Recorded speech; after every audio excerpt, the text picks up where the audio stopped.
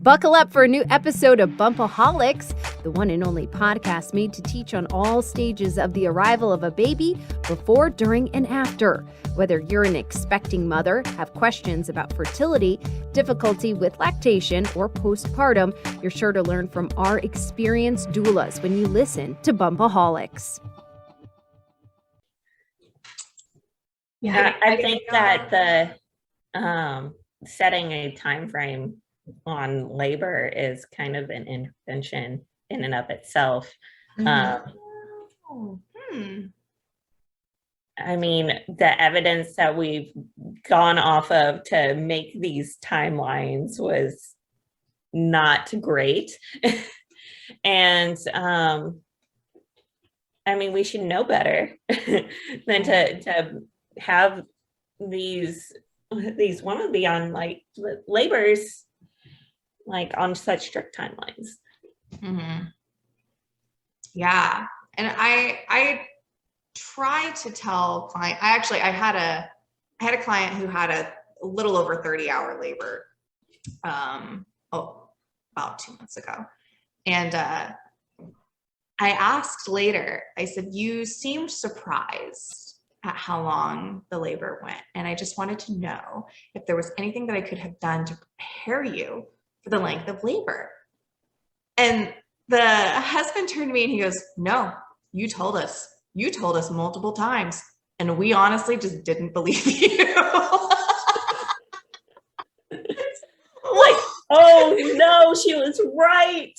And he goes, "You know what? It's the funniest thing, because you told us not to get excited when we hit 38 weeks, because to have the mindset that we would probably go to 41 and a half, 42 weeks. And that's just a good mindset to have. And we hit 41 weeks and a half, and that's when we had the baby. We should have already known." It was really funny. So if anybody has the answer of how to prepare your clients for how long labor might be. I told them my first labor was 33 hours. And they're like, "Wow, that was so long." First time mom, you know? The second one was 2.5. It's just. Oh, I went into my first labor and it was 12 hours long. I'm like, wow, that was fast. Right. I was expecting, like, I mean, up until then, like all of my friends who had given birth had been induced. So I was used to induction labors. So I was like, 12 hours, that's like a miracle right there. I was ready for the long haul. Yeah. When I had when I started feeling the urge to push with my son, I actually didn't believe it. And my sister noticed that I was pushing before I did. I was in a very deep meditative state. And she said, "Kristen, you're pushing." And I said, "No, it's way too early." In my mind, I'm like, the sun hasn't even gone down and come back up again yet. Like we're early in this process. She was like, "Kristen, little bits of placenta are coming out of you right now. Go get on the bed." Oh, wow. Oh God, that's the baby's head. He was literally crowning before I noticed that I was pushing. Oh good my times. gosh. That is laboring down, in case anybody wants to know. And we've come full circle.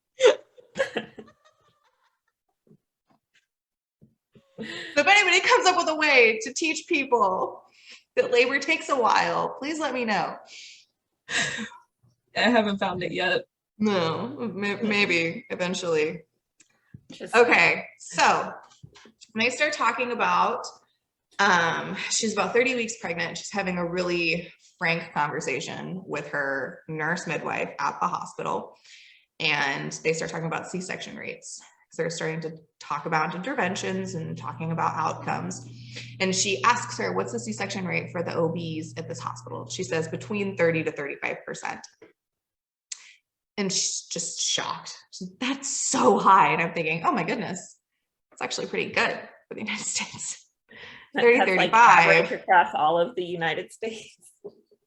But I'm from Oklahoma. They're bad in Oklahoma, or they were at the time that I was giving birth. I don't know what they are now. They are not great. Remember one of the hospitals, I was researching to try and find a place for one of my friends to give birth at. And so I'm just going through and looking at the C-section rates. And it was 51%. And they were bragging about it. So, okay, this is where we're starting. If you give birth here, 1-2 chance you're gonna have a C-section. That's terrible. So 35%, which is the national average. And she placates her by saying, but they get all the high risk pregnancies. And she says, oh, okay, I guess that makes more sense. Some of those are going to be planned repeat cesareans. She says, okay, well, what for your midwifery care? What is your percent? And she said 15.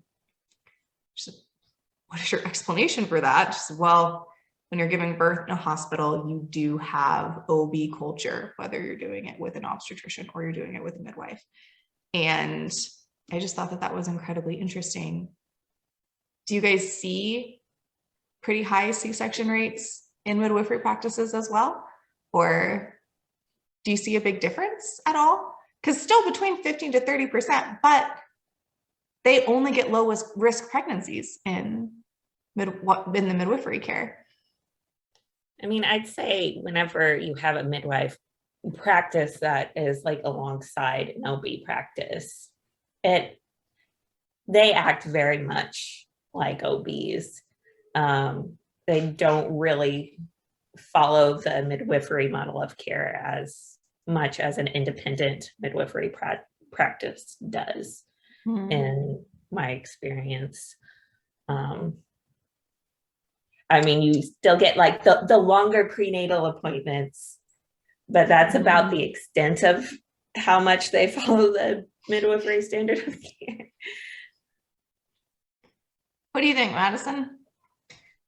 I would say I don't have as much experience with like to be able to give an answer, honestly. That's okay. I prefer that than making one up. Yeah, I mean, I could easily make one up, but I mean, I think that it makes sense, being in the hospital. I've definitely noticed that midwives that practice in hospitals are going to have naturally higher cesarean rates than midwives who practice outside of hospitals. And I think, exactly like what you kind of explained, there's the OB culture. There's just going to be a lot of other factors that we know about hospitals. The cascade of interventions, even if it's not OB directed, it still happens. There's less of a chance of interventions when you're not in a hospital. So simply being in that environment and being in that setting is naturally going to increase that rate. But it's like all of those interventions are so readily available at in a hospital setting versus like a home or birth center. Yeah. Exactly. And it's a lot easier to get in that mindset. I've had clients who specifically choose to birth at either at home or a birth center so that they're not use this word very lightly, but tempted to request medication. They feel so strongly about delivering unmedicated, but also recognize that if it's so readily available and if someone asks or offers it, that they will take it. They will say, yeah, this is hard. I can, they can have the anesthesiologist here in 20 minutes, then yeah, let's go for it. Let's do it because I'm in pain. And it can drastically change what they wanted for their birth. And so I've had clients who tell me that they're specifically choosing to birth at a birth center because if they get exhausted, they can easily be transferred to the hospital, but it's not easy to get an epidural. It's not easy to get medication. And it's a lot easier to get other kinds of comfort and support to try and continue moving through that.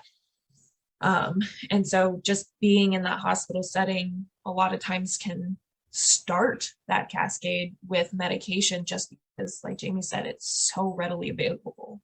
Mm-hmm. I also wonder about just the general setting and setup of the hospital. If we're talking about space creation and the importance of the mind when you're giving birth. So if you don't have a space where you're feeling comfortable and warm and, the beds in there, they're not super comfortable. Sometimes they'll advertise that they have tubs, but they're not big enough it doesn't cover their belly. It's not gonna do it. It's not gonna get in there.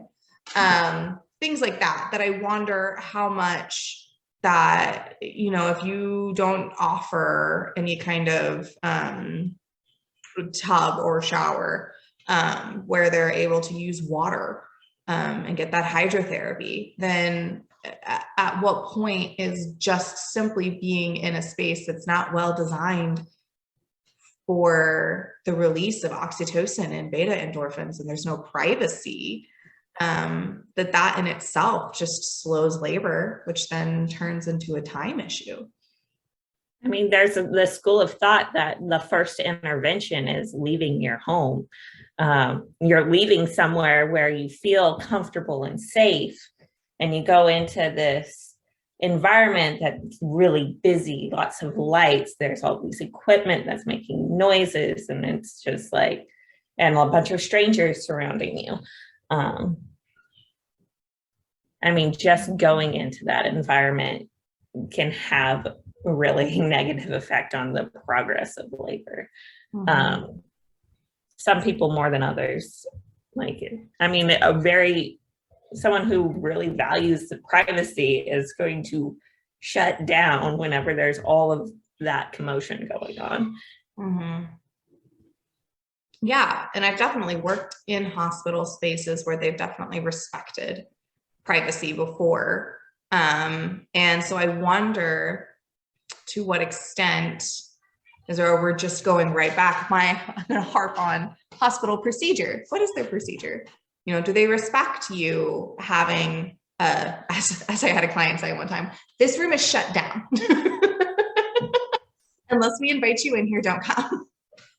And just shut the room down for a couple of hours. And you know what? They didn't come in.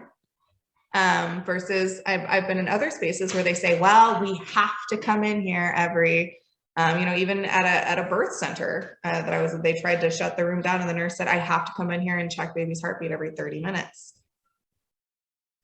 30 minutes, that's more often than they do it at the hospital. That's all right, that's your decision. And that is just their policy. And so I do find that really interesting, and I wish that it was more readily available of how much do they respect your personal space? How much can you just turn the lights off, bring a blanket from home, put your essential oils on so that it smells like home, and reset your environment in that space? And how much are they not going to allow you to do that? How keeping you in triage, for example. So these are the things that I wonder, and the differences that we can make as doulas, because not everybody is going to have access to a home birth. Or want one. Some people truly don't want home births and want to give birth in a hospital, and just different things that we can do to kind of mitigate that, especially if you're looking at, okay, well, having half of the C-section rate of the OBs is good. We're going in the correct direction, but also working with a low risk clientele, the more natural minded clientele who are less likely to have wanted these interventions in the first place tends to be the type of people to go for midwives, statistically. So I did find that interesting. Any other thoughts before we move on to our next topic? We're all good? Okay. So next she talks about birth centers, because she changes her mind. She decides 50% is far too high, and she is out of there. So she goes and she looks at birth centers, and she had, her first child, she didn't have a home birth. She had a birth center birth because she lived in an apartment that was a 5-story walk up, and she thought that might be a bad decision. So she's looking at the birth center and finding that as a good potential. And she describes it as a home birth where you can go if your home isn't a good place to give birth. What do you guys think of that description? I mean, go ahead, Jamie. I was like, that's kind of like my thoughts about it, because like as far as like the equipment and stuff that's available for safety, it's going to be pretty much the same at a birth center versus at home. It's just if being at home is not going to be the most comfortable place to give birth, like having an option of somewhere else that you can labor that would have like a comfortable environment, have the big tub or have room for you to move around in, is really that's the benefit of a birth center over home. What were you gonna say, Madison? I think that it's a really good description. I don't know that it's completely all encompassing. Because I think that for some people, it's not so much that they can't have a home birth or they don't want a home birth. But I think sometimes a home birth just doesn't feel like an option at all. It could also be that they wanted a home birth, but oh my goodness. Speaking of home birth, it could also be that they wanted a home birth, but all the home birth midwives in their area were completely booked up. Or they live, 2 hours from the hospital, and if something were to happen, it's really dangerous to have a home birth. And it could also be, that there's a lot of reasons. There's a lot of reasons. I think that it's a really, really good description. But I think that it leaves out just enough that it's a great way to describe the majority of the reason of what a birth center is.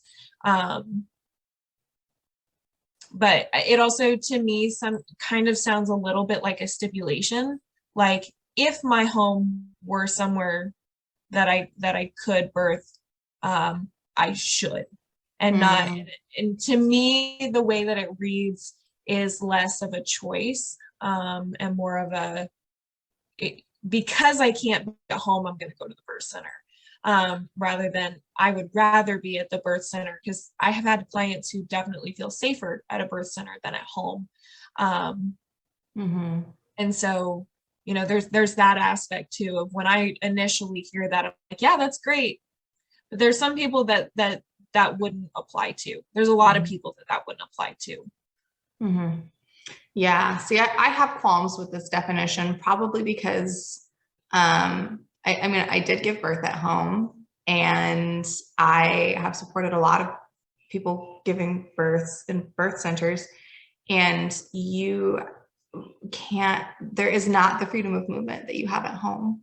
The freedom to make the noise in a birth center that you're free to make at home, because there's other people there. And so you don't want to, I've had so many clients say, oh, am I being too loud? Am I disturbing the person who's laboring right next door? Both of you guys have music on in your rooms, and you're both giving birth in a birth center. And you might hear somebody else giving birth, and that's hopefully okay with you if that's where you know. And hospitals, you hear other people giving birth too. At your home, you're the only person giving birth. And I never felt the need to be quiet in my own house. I labored in the nursery, in the kitchen, in the living room, in my bedroom. I went in almost every room of my house, just moving around. It was a 33-hour labor. So just moving throughout my home. and having my home cooked meals. I ate throughout my entire labors. The whole, like, I would die. Like that. No, someone told me that I couldn't eat while I was in labor. I eat full meals while in labor. That's just who I am as a person, and not having a kitchen with my mom to be able to just cook for me. It isn't the same thing. But if those things are not important in your opinion, because those things are important to me, but might not be necessarily important for everyone. Some people are fine laboring in their room. Or if you happen to go to the birth center and you're the only one using it at the time, and they say, oh yeah, no, it's fine for you to labor in the lobby, or heck, I labored in the parking lot with a client. We literally just walked up and down this strip of grass and labored that way. Yes, very serene. Do what you got to do, you know, versus at a home birth, when I had to do the same thing, she, you know, took a walk on the sidewalk and we did curb walking there. So not saying that one is necessarily better than the other, but I don't agree with the statement that it is a home birth away from home. I think that gives an expectation. Like if I were to have a birth center birth, then I would be quite disappointed because of the things that I would expect at a home birth away from home versus what I know that I would get, if that makes sense. So you have a lot more autonomy at home. Yeah. This is your own home. There are no, this is the higher up telling me what to do. It's between you and your midwife, and there's nobody above them telling them what their rules are. So that's just different.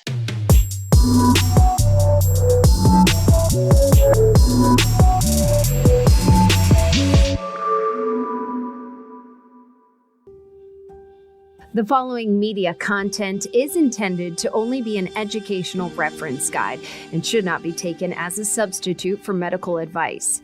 While KC Women's Ministry adheres to strict self-set guidelines, any advice, instructions, or information found within this media is not intended to be a substitute for medical advice, diagnosis, or treatment. KCWM makes every effort to broadcast correct information. We simply present the views based on evidence-based information. We welcome any comments, suggestions, or correction of errors. We are not sponsored by drug or device companies. By listening or viewing this podcast, you agree not to use this podcast as medical advice to treat any medical condition in either yourself or others, including but not limited to patients that you are treating. Consult your own physician for any medical issues that you may be having. This entire disclaimer also applies to any guests or contributors to the podcast. Under no circumstances shall KC Women's Ministry, any guests or contributors to the podcast, or any employees, associates, or affiliates of KC Women's Ministry be responsible for damages arising from the use of the podcast. Viewer discretion is advised.